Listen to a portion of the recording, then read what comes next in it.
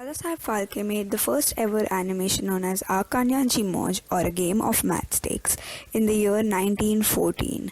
In the year 1919, he created the first ever VFX in the film Kalyamardan, in which he used fade film and various camera techniques to create visual effects.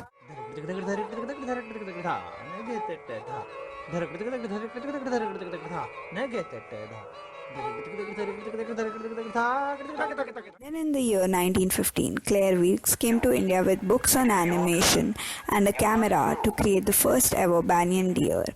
Turn. You must go, he said. Unhappy In the year 1960, animation was used for educational purposes.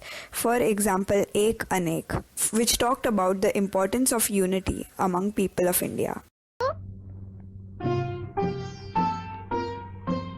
हो गए एक, बन गई ताकत, बन गई हिम्मत. One of the other popular animations of the year 1960 was the Tree of Unity.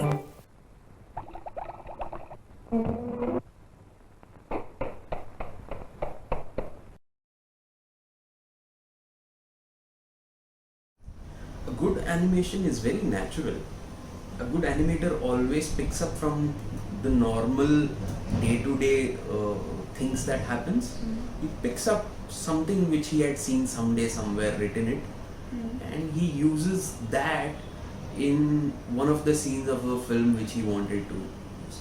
So that sense of keeping it very simple and saying something different, this is what makes animation a different way of storytelling. You see Tom and Jerry, the most simplest of a thought. We've always seen cat and a mouse fighting. Like, a cat is always after the mouse, but someone thought that I can create an animated series of this. That's how we have Mickey Mouse, and it's been years that we all have been watching, and even till date my daughter also watches that particular series. So it's like amazing what simple ideas can do. Kids who want to be a part of this industry but not ready to learn few key things and the way it is done, there is a process which they have to learn, and usually they feel that I can't do anything, so let me get into animation. That's the kind of crowd who usually comes to you to learn animation. But yes, the time is changing. Now the younger generation come to you very much prepared, because now the YouTube gives them access to understand about this career. They learn quite a lot about it. You're very surprised with the kind of crowd that are coming now. Yes, it's changing. The way of looking towards this career is changing, because now animation has not remained stuck to one thing, creating animated films. These VFX scenes, games, and a lot of other avenues also carry animated parts in it. Like let's say a live shot is completed, and in that a particular 3D character was supposed to be added. So now this 3D character is being later on done with the help of 3D animation and with the help of visual effects and compositing. These two shots, one which was shot earlier with the real life character, and then a 3D character which is made, and then these are combined together. Yes. So animation has not remained only related to creating films. Now it has moved on into many more avenues which one can explore once they get into this career. That's how it is. But in today's date, the real problem is in the right workforce for the industry, because work is available. Animation work is there, it's waiting, but the right candidates are missing. So industry cannot function without the right labor. Animation is new to India. This is not something which has come to India, or not something that we've created.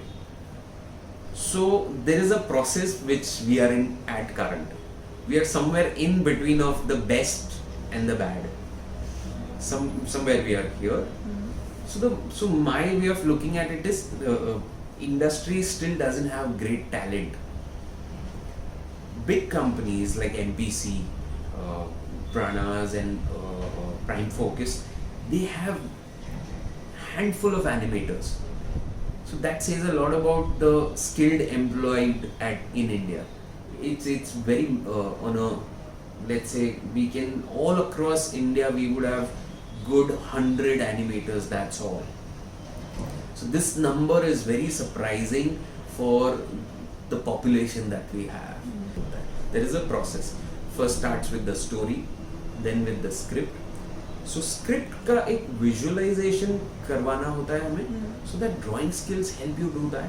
Number one, वो film का जो character है, वो characters का जो एक visualization होता है, how will he look? उसको beard होगा, mustache होगा, चश्मा होगा नहीं होगा, hair उसके short होंगे, spike होंगे या फिर flary hair होंगे. So all these needs to be drawn first. Once that character is finalized or the storyboard is finalized, only then the film is being shot, irrespective of whether in the animation method or let's say 2D animation, 3D animation, or it can be live shot as well. In case of films like Tanaji, which is the latest trend, it is completely being designed first. The sets, the characters, the props that they would need, everything was designed. Only then it went into production, wherein the production people went and actually created those kind of set. They actually went and bought those kind of clothes. They actually went and bought those kind of sword. So the small detailing, and when all these things when come together, the picture look really fantastic. So when we talk about these films, the planning is extremely important, and drawing skills is rare. And if these kids know it, they will be taken up in big films as artists who will be able to visualize, or if someone has visualized, putting them onto the paper and showing it. So it becomes that simple for approval as well. That's how it is. How do you train a person? Like you say, everyone is creative, but how do you train a person to be creative? Right. When we talk about creativity, it is inbuilt in us. Like, I'm not saying it's less or more in anyone. As a child, we all were born creative. It's only after people started telling you don't do this, don't do that, you became practical. You reduced being creative, or you slowly but steadily now you're very logical, not practical. Because now you know this is how it happens and this is how it doesn't happen. So when we talk about creativity, it's very simple. You need to know that when someone said this is how it is done, so this is already known to the world. This is not creative. When I find another way to do something, that's creativity. Okay, I found another way to do the same thing. So usually the key is to make things easier.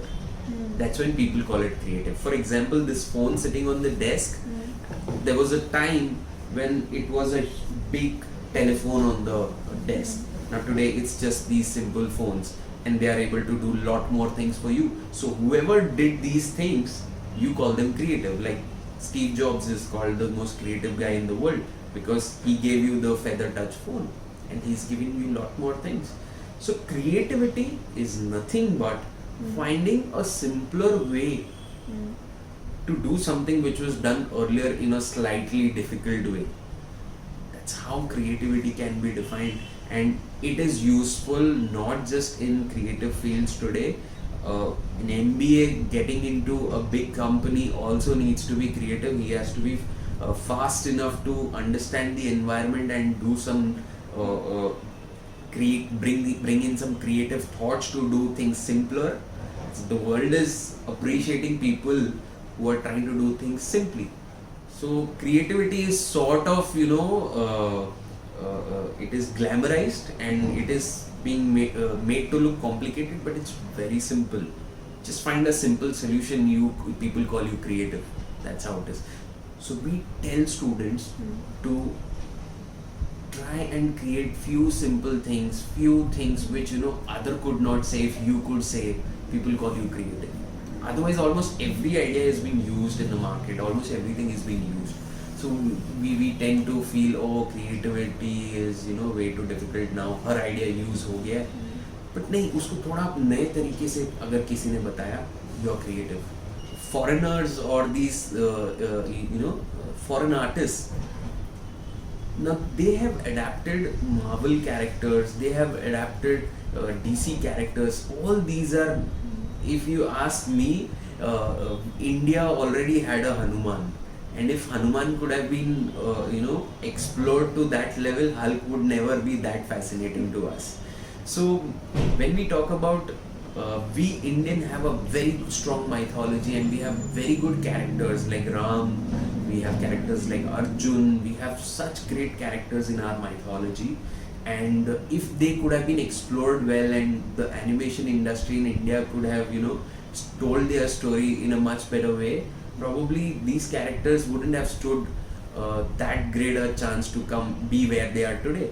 But yes, Hulk exists because Hanuman is not that great today. What is basic principles of animation? This is something which was started by Disney in the year 1980s or somewhere, wherein they started with the process of discovering how animation works. So they came up with these 12 basic principles which we teach to the students. This helps them to understand, okay, animation means not just movement. Animation is giving life to. So, for example, in the film Cars were made to look like various characters. By the end of the film, you feel that, oh my god, okay, this is one character. We can probably think of one of my friend who's like him only. Very funny, always fun to be with, never serious. So I could relate to one of my friend to that one of the towing car which is there in that film. So this is the beauty of animation. When you have a different story, and any student who wants to create a different film and has a different storyline, and it's like not a normal Shah Rukh Khan film, it's a storytelling, but the character doesn't exist in this world. For example, a car can never talk. So that is when you need animation. So for a student to start off with, he needs to first learn 12 basic principles of animation. Thereafter, he can look at 2D animation or 3D animation as his way forward to tell a story. 2D animation is completely hand-drawn. Okay. 3D animation, we can use softwares like 3D Max, Maya, and there are a couple of other freeware like Blender which can be used. Now these softwares help you tell your story, and that's all the importance that we give to softwares here. Because after learning the basic principles of animation, if you have applied that in your film, one of the basic principles of animation would be, let's say, squash and stretch. We start with a ball animation which we teach to the students. Let's say, for example, we do it on the table and show we throw a ball. In this case, the students are first taught, let's say, squash and stretch. When the impact happens, it's a software. Software doesn't know how you wish to give this life to. So the squash and stretch needs to be defined by us. So only when we do that, okay, now the ball will squash like this, the volume will increase. So all those physics and science also needs to be understood when we are actually doing it.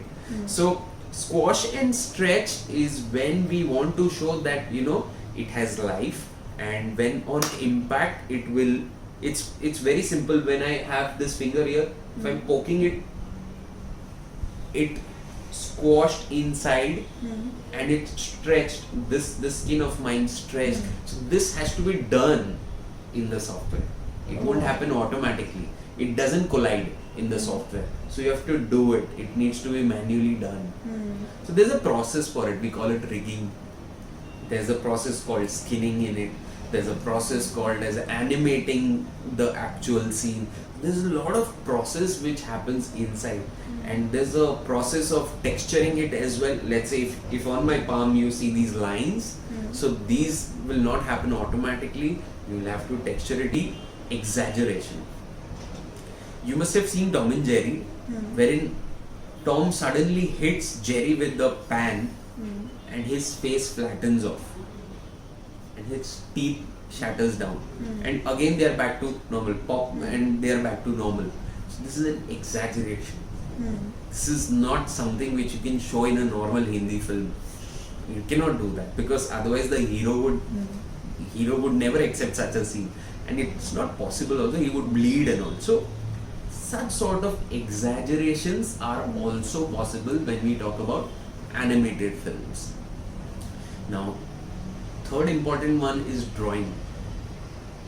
Your drawing has to be really good. So one of the basic principles of animation is how good a hand that you have, how strong a hand that you have, which is able to say easily what you want to say. For example, if you want to show the movement of face, is it actually maintaining the volume in all angles of it?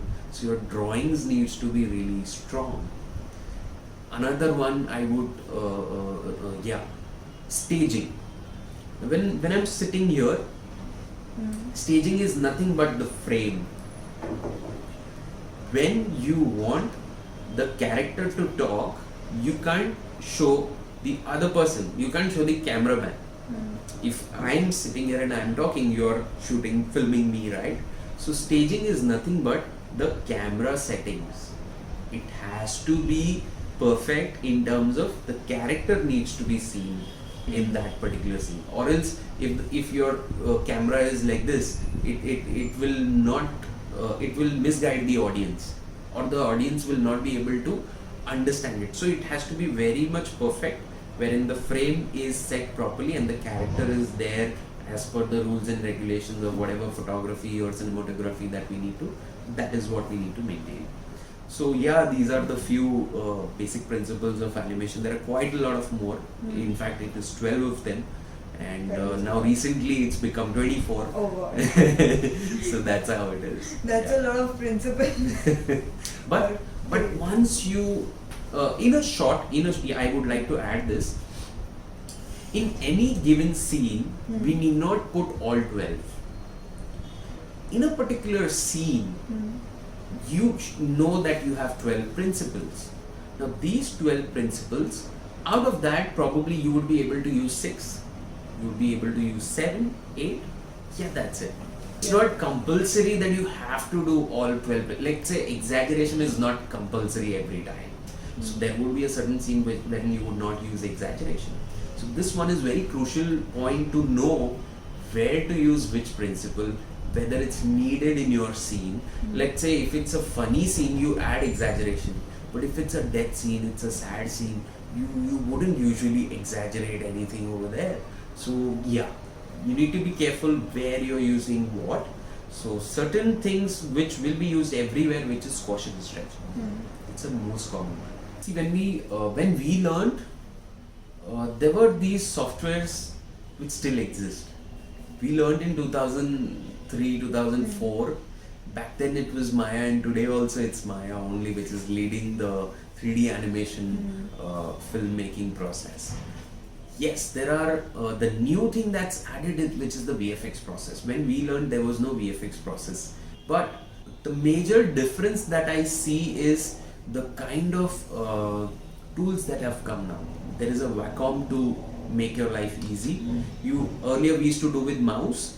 Now there is a Wacom. The future of animation is extremely bright in India, especially because of the new talent coming in, the new students who are coming into the institutes are actually now taking it seriously. But the kind of passion and seriousness that today's generation is bringing into this, it's completely different. And this kind of workforce is what I was talking about. If comes into the industry and gets the industry support in return, in terms of finance, in terms of projects, sky's the limit. There is nothing that can stop them from taking Indian animation to global standards. Indian films, when started, took 60 years to where it is today. So animation is relatively, like, 10 years old, 10 years, 15 years old to India.